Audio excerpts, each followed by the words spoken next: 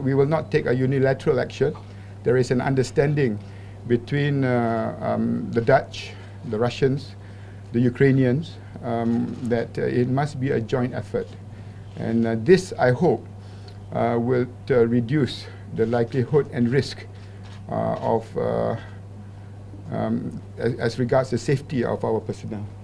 Twofold. One, we have to focus on going to the crash site.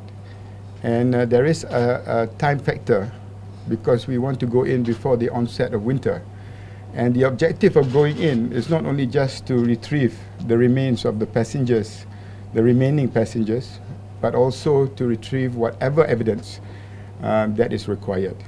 Saya boleh nyatakan, I can say categorically on my discussions with my counterparts in Russia and representatives from the Foreign Ministry Russia, they too want transparency. They too want to see justice. They too want investigation that is done thoroughly to make sure that whoever is responsible is brought to justice. One, I must say that the Russians have indicated to me that they are working closely with us and they will continue to do that. They've given me a commitment that they too want to find the truth.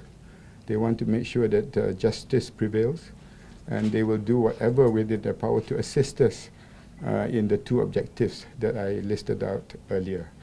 But at the same time, what is happening on the ground, we have to be very realistic. We are not sure whether there are groups, whether it is from the separatists or from the Ukrainian armed forces, that will comply fully. As you can see from the ceasefire that was signed earlier, on the bigger picture of the Ukrainian situation, imagine how that is going to be translated to the crash site as far as MH17 is concerned. So the bigger problems that we face in finding a ceasefire for Ukraine and Russia and eastern Ukraine also applies to our crash site.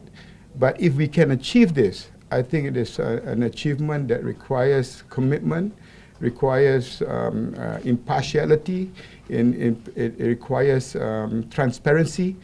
And this is what I have indicated to all the parties that I have met to be my mandate, our mandate from the Prime Minister.